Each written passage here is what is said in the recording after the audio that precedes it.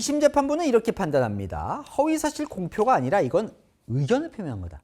사실을 얘기한 게 아니라 의견을 표명한 거다. 이게 무슨 얘기냐. 자, 공직선거법 250조 1항 여러분 많이 이제 보셨고, 보면 허위의 사실을 허위로 얘기해야만 공표라는 거예요. 자, 맞죠? 뭐 의견을 판단할 수는 없으니까요. 자, 그럼 사실이라는 건 뭐냐면 선거법상 사실이라는 거는 증거에 의해서 증명이 가능해야 돼요. 해야 돼요. 그럼 이재명 대표가 증거를 제시했느냐? 했다는 거예요. 2심 재판부는. 자, 보십시오. 요 발언이 지금 허위라고 걸려 있는 겁니다. 여기 붙일까요? 중요하니까. 백현동 부지의 용도 지역 변경은 국토부의 법률에 의한 요구에 따라 어쩔 수 없이 한 거라는 거잖아요. 그러면 국토부 법률에 의한 요구에 따라 한 게 맞느냐? 맞다는 거예요. 왜? 2심 재판부는 이렇게 봅니다. 백현동 부지에 대한 용도지역 변경이 이루어질 무렵 그때를 봤더니 국토부가 성남시에게 3차례의 변경 요청 공문을 보냈고 그때마다 법률상 근거를 들여서 보냈더라. 그러니까 이게 뭐냐면 당시에 이제 박근혜 정부니까 박근혜 대통령이 무역투자진흥회의에서 빨리 이제 민간에게 공공기관 매각할 수 있도록 해주세요라는 걸 내려갔고 공공기관 지방 이전 시책이 확정됐고 이 이후에 국토부가 계속 성남시에 3차례나 공문을 보내더라. 협조하라고. 그런데 그 공문에 뭐라고 쓰여 있냐면 국가균형 8.법 제18조 제3항에 따라서 협조해 주세요. 이런 게 들어있더라. 이 법조항에 따르면 공공기관 지방 시책에 따라서 이전에 필요한 조치를 시행해야 된다. 지자체장은. 이런 걸로 실제로 여기 보세요.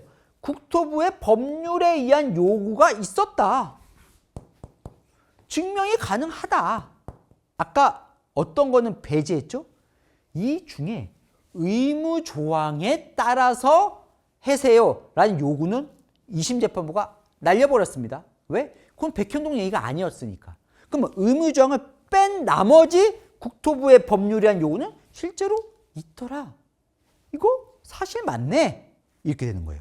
그러니까 완전히 다르게 하는 거죠. 2심 재판부는 뭐라고 해석을 하냐면 국토부에 거듭된 법률상 요구가 있다 보니까 용도 변경을 해줘야 되는 막바지 단계에 이르자 피고인이 이를 수용하고 성남시 이익을 확보하기 위한 다른 방안을 모색한 거다. 즉 백현동 부지의 용도 지역을 준주거지역으로 최종 변경하게 된 원인은 국토부의 법률상 요구에 따라서 한 건 맞다. 검찰과 1심 재판부는 완전히 다르게 봤죠. 검찰과 1심 재판부는 당시에 이재명 대표가 백현동 용도 변경을 해준 건 측근 김인섭에게 혜택을 주기 위해서고 국토부 협박은 핑계다. 그러면서 여러 근거를 내잖아요.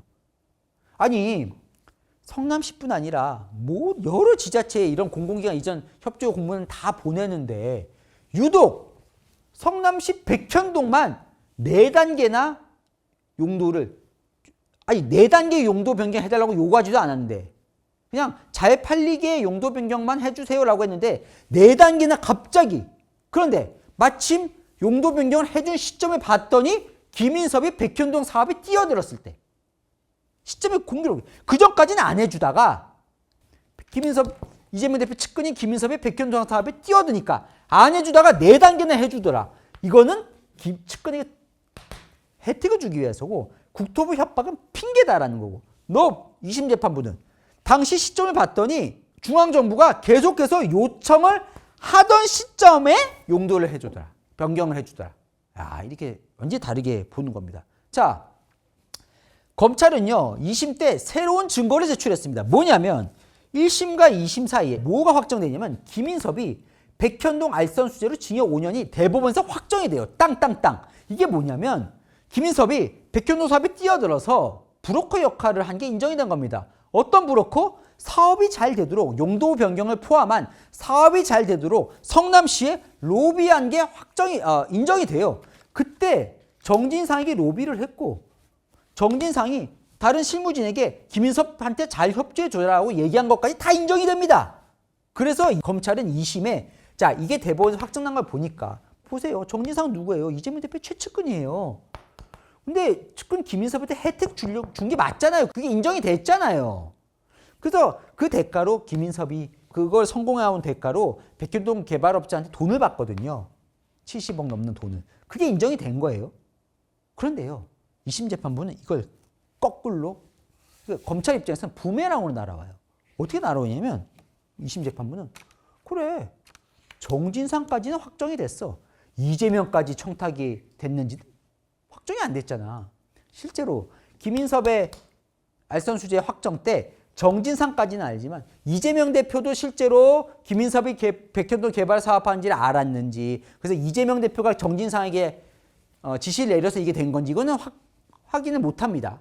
이재명한테 청탁이 됐다는 개입이 인정이 안 됐으니까 이건 오히려 이재명 대표에 유리하게 작용을 해버립니다. 2심 재판부에서. 완전 출발점이 다른 거죠.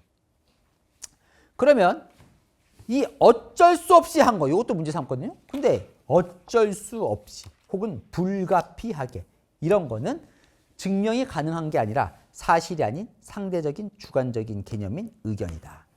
허위사실 공표가 아닌 의견 표명이다 라고 해서 요거는 이 250조 1항에 해당되지 않는다 그래서 무죄가 선고됩니다.